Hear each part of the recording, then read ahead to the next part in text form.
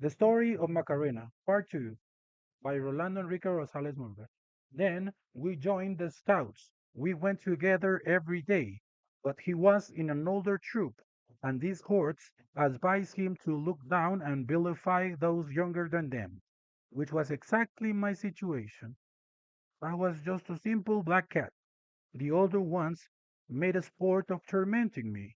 I remember one night at a camp, we were all awake, and Macarena said he was going to blend me up and then drink my remains. This angered me. I have always been a violent creature, and I told him that if he was going to do something, he should hurry up. While I was still speaking, Boris stood up from the second legion we claimed to have formed. He slapped me hard across the face and called me a coward. I pounced on that villain as swiftly as a tiger on its prey. I kicked the child several times. Macarena was standing beside him. He told me to stop. I stopped then, as if hypnotized. They dragged me out to punish me. The executioner, who was Jimmy, my boxing partner, ordered me to do 500 push ups. I told him I didn't feel like it, but not before slamming him repeatedly against a tree. I went back inside the tent, where everyone was watching stunned. The guide then said that the first young man to speak would be severely punished. I figured out it would be a high price to pay, but I was so angry that I elbowed Macarena in the ribs, and he groaned and started cursing at me. Because of this, we were both punished, but I was laughing, since Jimmy would also be punished. I had, without knowing it, killed two birds with one stone. They forced us to get into a tank full of ice cold water. By then it was 3 in the morning. Then we ran around the imposing federal school 10 times. Then we did 50 push ups plus 500 squats, during which I enjoyed watching Macarena suffer. Then we managed to fall asleep at 5 in the morning. Dawn was almost breaking. We were woken up at 6 o'clock sharp. We had a long hike ahead of us. We began the route, during which we had to note every sign of the path to follow, every base and obstacle to flank. That exercise seemed more military in nature. I remember there was a girl among us.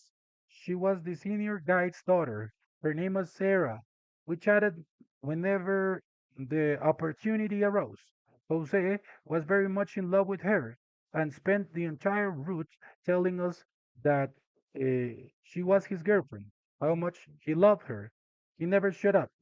That was extremely irritating since we knew full well that the girl was ignoring him.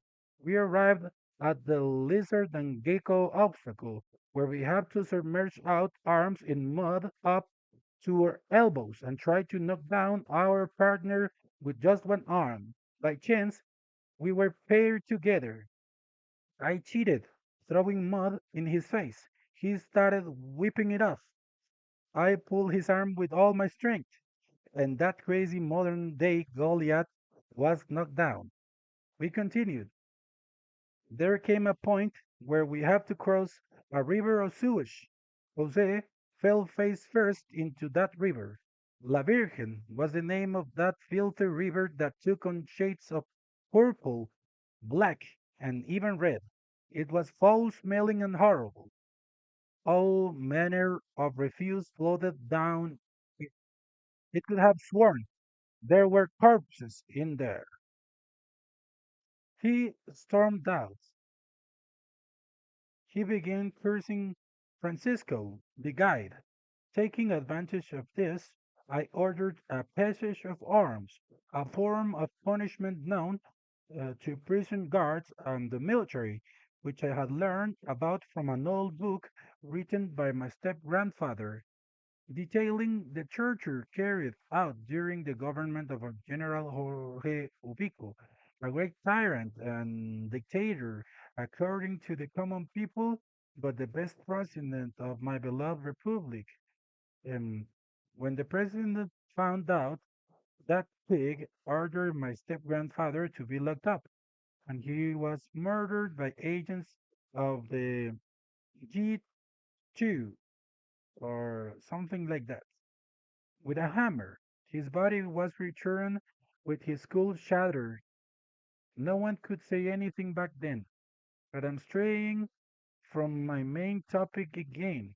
The passage of arms was basically consists of forming two long lines of people and forcing their penitent to walk through the middle of them.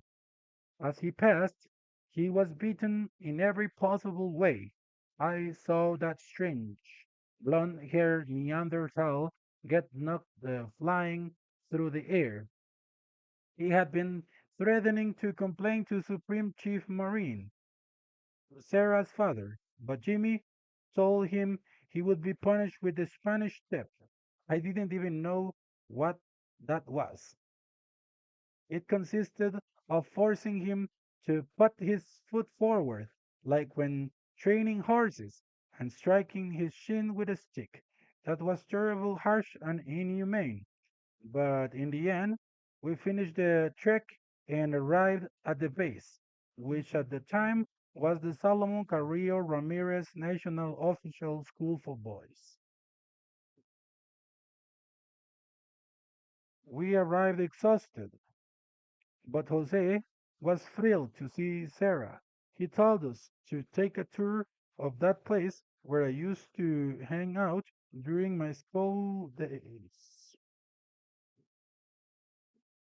I remember in second grade when, in defending myself against a bully, I fractured his nasal septum and was almost expelled. Everyone was calling for my expulsion from that place. But the merciful Principal Ventura offered to teach me himself, during which time we had the keys to every room. I remember the last time we saw each other. I was hatching some cunning through nave plans, with the help of my Mexican friend Bill, who claimed that underneath in the hall, in the basement of that school, there was a cemetery. While I was, well, it was true that the place had been a cemetery and a hospital long before it came a temple of learning. It didn't buy that story. We went to take a discreet look. Some little kids were having PE class, education class. The little ones didn't see us come in, not even the gym teacher, the brother of Rodimiro Ventura, my friend the principal, to whom I owe a great deal, and am very grateful for putting up with me. Among other things, I learned from him, like his courtesy, but I'm rambling on about things that should be brief. Bio and I entered that place, Machiavellianly armed with flashlights and all sorts of gear. It was a dilapidated passageway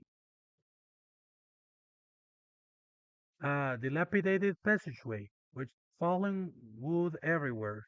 There was everything there except for skeletons and sarcophagi, as my friend had been led to believe. At that moment, I felt like the biggest idiot of all creatures on the face of the earth. I had fallen prey to a fabulous and deceptive tale, just as when, as a child, I neglected to read the prologue of the book Tia Juana Leyes, written by someone from my hometown, a member of the Marchicorena family, in the old and beautiful, my beloved Barrio Latino. Someone told me that the lady from the storyteller, Tia Juana Leyes, still lived in the local nursing home, and my cousin Roberto and I decided to go find out. I asked the receptionist, who laughed at and told me to read the prologue. I read it while she was still laughing. I say that the author had created the character out of the need for a figure of authority to tell the delightful tales of my homeland, stories of ghosts, witches, and the disappeared, as well as the reappeared. I felt just as foolish at that moment. As we left, Professor Rodimiro was there, glaring, watching those two foolish young men emerge wretched and filthy from that place, which was really just a garbage dump. I said goodbye sarcastically, to which he responded with a comical look.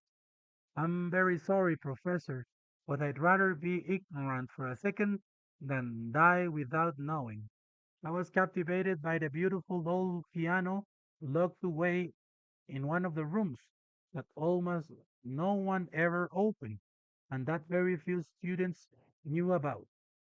I had so many adventures in that place. I must remember to tell you about them someday. Night fell. Jose was dressed in black, wearing cologne, and sporting something that resembled a silly mohawk. I was surprised. I had spent the afternoon deep in sleep. The session had served as the rug for one who throws himself into the sea. I immersed myself in those old beautiful memories of my student days and my much more childish self in that place. We heard about a rock concert which we went to, where Jose split his lip when he fell while jumping. But there were better things to do once we got out of there, like getting food from the other troops. Jimmy said, I remember we hatched a lot of plans. First, our drinking water was running out, while the robbers was still full. So the plan was simple, as follows. I was going to sit on the empty jug. Jose would come up behind me and take it away. I'd be left in the dark without a water container, just hanging by my legs. Then Jose would pass the jug to Salvatierra, the passionate guitarist, the natural orator, while Jimmy carried out the same procedure along with a boy, whose name I don't remember, from the third scout group. But Jose kept both jugs, and we were cuffed. So we raided the robbers' pantry.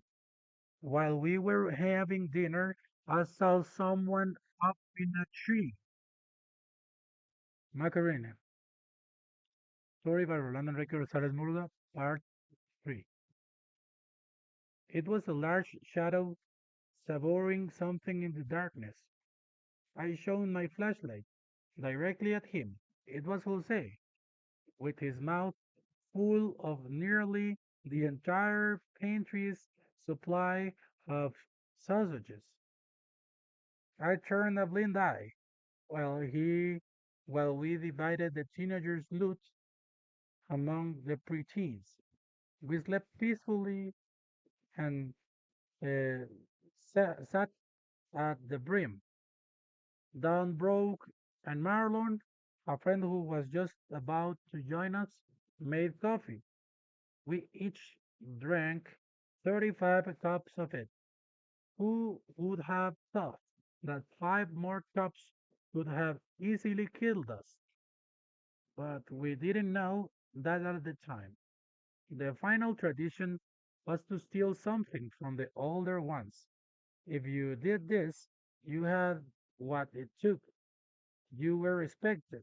and you led the others like sheep. I remember that no one noticed while I was carrying the habanero chili in my hands, along with some limes and some that a girl had given me. I won't reveal any names out of courtesy. Even night in the scouts, every night in the scouts, at least during the dawn gatherings, meant sleeping with a different girl. Jose tried to take a stove, and the girls slapped him. That's how we ended our poverty adventure once again as friends. During the other camps, it was all duels, fights to see who was superior. Those were our last days in the Scouts. Only the memory remained of those days of scouting for boys that Robert Baden-Powell had taught girls earlier. The Catholic faith bordered on fanaticism in that place. They crossed themselves for everything. We went on another camp out. That afternoon, they put us through even tougher tests, since we would soon be 15. It was time to move up to the robbers, everyone's dream, not mine. I remember they lined us up on either side of that stinking river that resembled Dante's Pez, tied by ropes around our chest. We had a pull until we threw our opponent into the filthy lake of filth. I pulled. Jose even dug his hands and feet into the ground. I started to lean back, gathered momentum, and threw him. He'd swam for a few seconds in that stinking watery hell, with its indescribable stench. He wanted revenge. He threw a block at my face. Coming back from the crossing, he almost killed me, but I dodged him. I punched him in the stomach, and he started screaming that he didn't want to be there. We were both expelled that day for our crazy behavior. As time went by, Jose was already 18. He enlisted in the army. By then, I was practicing 5 sports a day at the sports complex: fencing, boxing, powerlifting, bodybuilding, wrestling, basketball. I almost died. My heart and body couldn't take it anymore. My mind almost stopped working. That was truly exhausting. We boxed one night on a hill near his house. When he fell, he hurt his ribs on a rock. It was the second or third time I managed to knock him down. The first time, as I recall, was around the time of my brother's wedding. My sister-in-law's sister, Cindy, a beautiful girl, had come to the house. We became a couple. On my mom's birthday, Cindy was washing her hands. Jose tried to touch her buttocks. This drove me crazy. I launched at him with hatred, both my legs slamming into his chest, slamming him against the bathroom door. I fell and hit the floor. I was furious. He told me he didn't want to fight with me, but once again I pounced on him like a ravenous wolf, striking him repeatedly in the face and chest. He grabbed me by the neck, lifted me up with one hand, and told me this was my last breath. But I struck him in the jugular, recalling the incident from our childhood. He fell, pale and moaning. His mother came to get him, but not before giving him a beating. This time, that hateful being wanted revenge. I remember that for that All Saints' Day, we went to a field near the cemetery. I grew tired dodging him.